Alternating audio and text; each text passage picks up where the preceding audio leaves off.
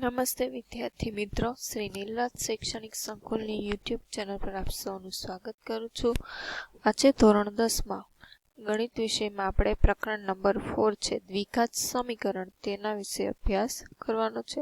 તો આપણે પ્રકરણ નંબર 2માં વિવિધ પ્રકારની બહુપદીનો અભ્યાસ કર્યો. તેમાં શું તો કે આ ax² plus bx plus c a is not equal to 0 દ્વિઘાત બહુપદીનો પણ આપણે અભ્યાસ કર્યો. એમાં શું છે તો કે ચલ છે એની ઘાત કેટલી હોવી જોઈએ તો કે 2 આખા જેમાં સમીકરણની ઘાત 2 હોય તેને શું કહેવાય? દ્વિઘાત. આપણને ખ્યાલ છે ને, ઘાત એટલે તો કે સમીકરણમાં સૌથી મોટામાં મોટો ઘાતાંક હોય તેને સમીકરણની ઘાત સ્વરૂપે દર્શાવવામાં આવે છે. તો અહીંયા તો કે એનું વ્યાપક સ્વરૂપ આપણે શું લઈએ છીએ? ધોરણ 9માં પણ અભ્યાસ કરી ચૂક્યા છે. દ્વિઘાત સમીકરણ ax² bx પ્લસ c અહીંયા તો કે સમીકરણ સ્વરૂપે દર્શાવ્યું કે સૌ પ્રથમ બેબીલોન વાસીઓ દ્વિઘાત સમીકરણનો ઉકેલ મેળવ્યો હતો. ઉદાહરણ તરીકે જોઈએ તો બે ધન સંખ્યાના સરવાળા અને ગુણાકાર આપેલ હોય તે સંખ્યાઓ કેવી રીતે મળે એ લોકો જાણતા હતા. આ પ્રશ્ન છે કે x² - px + q બરાબર 0 આ પ્રકારના દ્વિઘાત સમીકરણનો ઉકેલ મેળવવાનો સમકક્ષ છે. ગ્રીકના ગણિતશાસ્ત્રી યુક્લિડે લંબાઈ શોધવાની ભૌમિતિક રીત વિકસાવી. તેને આપણે વર્તમાન ભાષામાં શું કહીએ છીએ તો કે દ્વિઘાત સમીકરણ કહીએ છીએ. સામાન્ય રીતે તો કે દ્વિઘાત સમીકરણનો ઉકેલ મેળવવાનો શ્રેય મોટા ભાગે ભારતીય ગણિતશાસ્ત્રીઓને જાય છે. વાસ્તવમાં કોને તો કે બ્રહ્મગુપ્તે ઈસવીસન પૂર્વે 598 અને 665માં ax² bx બરાબર c દ્વિઘાત સમીકરણના ઉકેલ મેળવવા માટે સ્પષ્ટ સૂત્ર આપ્યું. ax² પ્લસ bx બરાબર c છે. હવે આ બરાબર c આપ્યું. હવે આમાં શું તો કે a b અને c છે એ શું તો કે કોઈ પણ વાસ્તવિક સંખ્યા હોઈ શકે. ને અહીં શું કીધું છે કે a is not equal to 0 b અથવા c 0 હોઈ શકે પણ a કોઈ દિવસ 0 હોઈ શકે નહીં. જો અહીંયા a તમે 0 લ્યો તો આપણને ખ્યાલ જ છે કે કોઈ પણ સંખ્યાનો 0 સાથે ગુણાકાર કરો તો આ પદ શું થઈ જાય? 0. તો માત્ર વધશે શું તો કે એક ઘાતવાળું સમીકરણ. તો એને આપણે દ્વિઘાત સમીકરણ કહી શકીએ નહીં. ત્યાર પછીથી તો કે શ્રીધર આચાર્યએ તેને તો કે દ્વિઘાત સૂત્ર તરીકે ઓળખાતું પ્રસ્થાપિત કર્યું. તમને એક્ઝામમાં પૂછાય કે શ્રીધર આચાર્યએ આપેલું દ્વિઘાત સમીકરણનું સૂત્ર તો કયું આવશે? ax² + bx બરાબર c. ઉપરાંત તો કે એક અરબ ગણિતશાસ્ત્રી અલ ખ્વારિઝમીએ પણ વિવિધ પ્રકારના દ્વિઘાત સમીકરણનો ઉપયોગ કર્યો. અહીંયા abc શું અગાઉ મેં કીધું વાસ્તવિક સંખ્યા અને a is not equal to 0 એ તો તમને સમજાવી દીધું. આમ એનું વ્યાપક સૂત્ર ax² + bx + c = 0 ને દ્વિઘાત સમીકરણનું આપણે પ્રમાણિત અથવા તો વ્યાપક સૂત્ર કહીએ. હવે ઉદાહરણ છે આપણને ખબર છે વ્યવહારિક કોયડા આપણે 8મા 9માં વગેરેમાં 3જા ચેપ્ટરમાં પણ ભણી ગયા. હવે અહીંયા શું કીધું? ઉદાહરણ 1 છે કે જોન અને જીવંતી પાસે કુલ 45 લખોટીઓ છે. હવે કીધું પ્રત્યેક વ્યક્તિ 5-5 લખોટી ખોઈ કાઢે. તો સૌ પ્રથમ તો આપણે શું જોન અને ધારો કે જોન પાસે x લખોટી છે. આમાં જોવાની કે તેમની પાસે રહેલી લખોટીની સંખ્યાનો ગુણાકાર 45. હવે એમાં શું જાણવા તો જાણવું છે કે સૌ પ્રથમ કેટલી લખોટી હતી. ગમે એકનું ધારી લેવાનું. ધારો કે જોન પાસે x લખોટી હતી, બે પાસે કુલ કેટલી હતી તો કે 45. તો જીવંતી પાસે કેટલી થાય તો કે 45 - x થાય. એમ થાય કે જોન પાસેની લખોટી વત્તા જીવંતી પાસેની, બે પાસેની કુલ કીધી એટલે કુલ આપણે 45 થાય ને. હવે જોનની x ધારી લઈએ પ્લસ જીવંતીની કુલ 45. હવે આપણે જીવંતીની લખોટી શોધવી છે. આને કરતા કરીશું તો x પ્લસ છે, સામેની સાઈડ જાય તો માઇનસ એટલે 45 - x થઈ જાય. અહીંયા એમ પૂછ્યું ને તમને પ્રશ્ન કે કેમ એવું? આ માટે આવું થાય. હવે એમ કીધું કે બંને પ્રત્યેક વ્યક્તિ પાસે 5-5 ખોવાઈ જશે. એટલે જોન પાસે હતી કેટલી x, એમાંથી 5 બાદ કરો તો x -5. જીવંતી પાસે 45 માઇનસ x હતું, એમાંથી 5 ખોવાઈ જાય એટલે આ પ્લસ છે એના માઇનસ બાદ બાકી કરો તો એની પાસે કેટલી રહેશે 40 માઇનસ x, બંને સંખ્યાનો ગુણાકાર. હવે તેની જોન પાસે આટલી છે અને ઓલી પાસે જીવંતી પાસે આટલી, બંનેનો ગુણાકાર કરશું અને આનો આપણને ખબર છે દ્વિપદીનો દ્વિપદી સાથે ગુણાકાર 40x, x ગુણ્યા x, આ પ્લસ ને માઇનસ એટલે x નો સ્ક્વેર, 40 પંચા 20 એટલે 200, માઇનસ પ્લસ માઇનસ 5 ગુણ્યા x એટલે 5x, માઇનસ માઇનસ પ્લસ.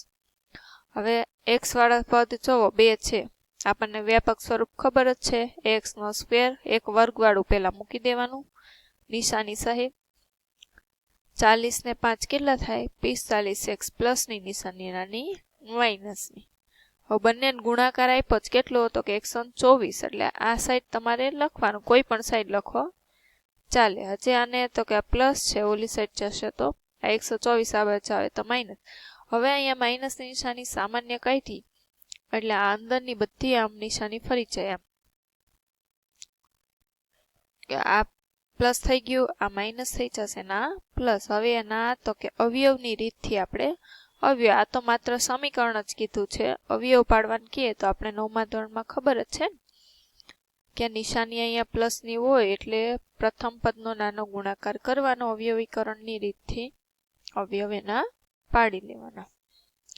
હવે અહીંયા દ્વિઘાત સમીકરણ છે કે નહીં તે ચકાસવાનું છે. એટલે જે સમીકરણમાં વર્ગવાળું પદ એક હોય તો જ એ દ્વિઘાત હોય, બાકી હોય નહીં. જો જે આ દ્વિઘાત છે પછી આનું ગુણાકાર નહીં કરશો એટલે આ સ્વરૂપનું સમીકરણ આવશે.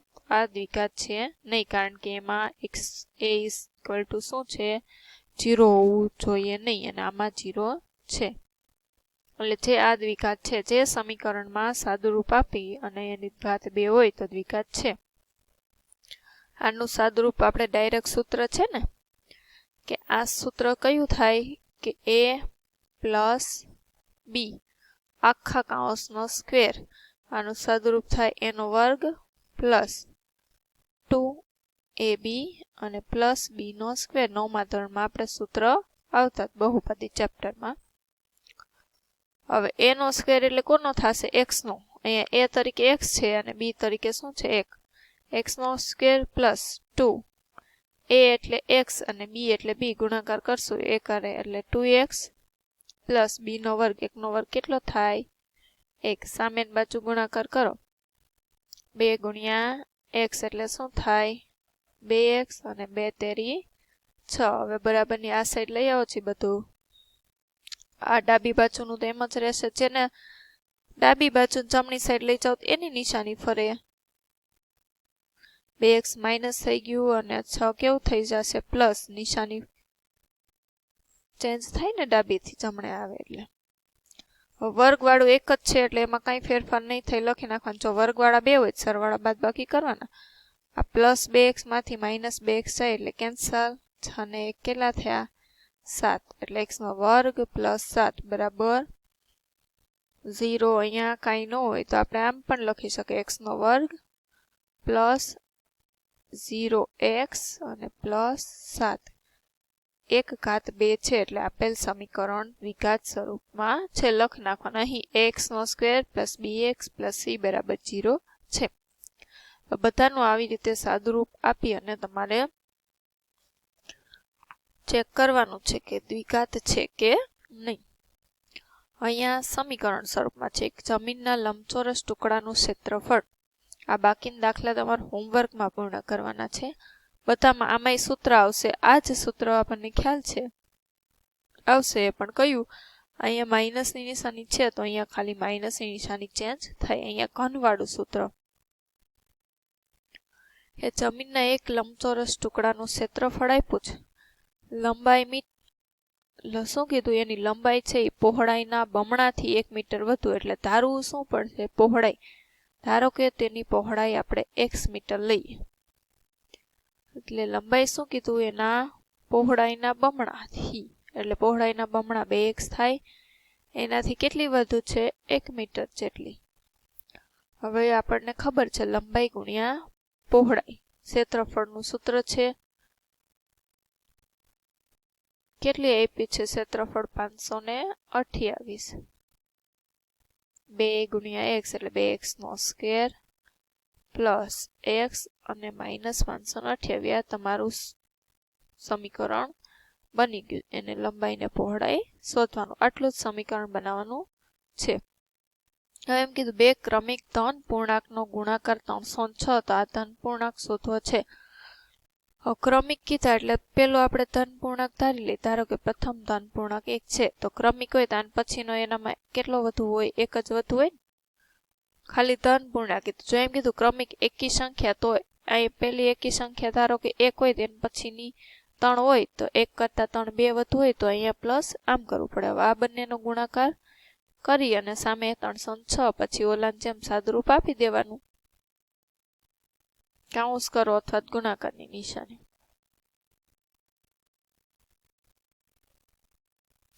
એટલે આ સમીકરણ બની જશે. હવે એમ કીધું રોહનની માતા તેના કરતા 26 વર્ષ મોટા છે. એટલે કોના કરતા? રોહન કરતા. રોહનનું ધારો કે રોહનની હાલની ઉંમર x વર્ષ છે તો માતાની હાલની કેટલી થશે? x plus 26. આ બંનેની હાલની. હવે એમ કીધું આજથી 3 વર્ષ પછી રોહનની કેટલી થાય? x પ્લસ 3 થાય. માતાની x પ્લસ 26 માં પ્લસ 3 એટલે શું થાય? માતાની x પ્લસ 29. 3 વર્ષ પછીની. આ રોહનની અને આ એની માતાની. હવે આ બંનેનો તમારે ગુણાકાર કરવાનું. બરાબર કેટલો આપ્યો? 360. x પ્લસ 3 અને x પ્લસ 29 બરાબર 360. આનું સાદુરૂપ આપશો જે દ્વિઘાત સમીકરણ આવી લખી લેવાનું. હવે એમ કહ્યું એક ટ્રેન 480 કિલોમીટરનું અંતર અચળ ઝડપે કાપે છે. ઝડપ નથી ખબર. આપણે ઝડપનું સૂત્ર શું છે? અંતરના છેદમાં સમય. એટલે આપણે ધારી લઈ કે ધારો કે એની ઝડપ શું છે? x છે. સમય એ ખબર નથી એટલે સમય પેલું શું થશે? t1 આપણે શોધશું. અહીં સમયને કરતા કરશું એટલે સમય આવી જાય. ઝડપ છેદમાં પહેલા 480 કિલોમીટરનું અંતર કાપવા માટે આટલો સમય લાગે છે. હવે એમ કહ્યું કે જો ઝડપ 8 કિલોમીટર ઓછી હોય તો આટલું અંતર કાપતા 3 કલાક વધુ લે. હવે t2 સમય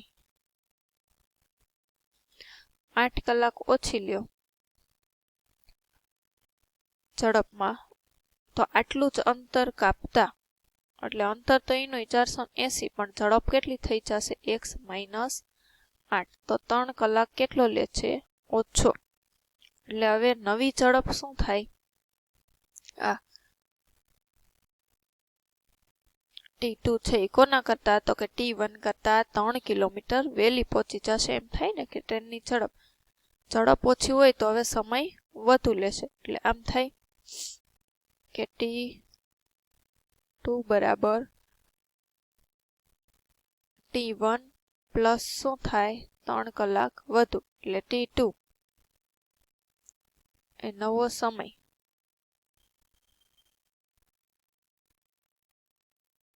આ ઝડપ ઘટાડો એટલે બીજો સમય.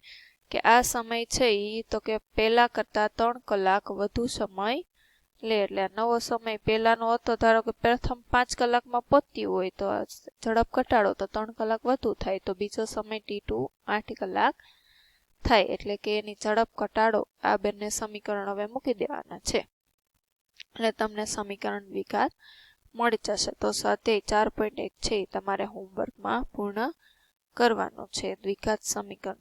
આજ માટે આટલું. જય હિન્દ, જય ભારત. અસ્તુ.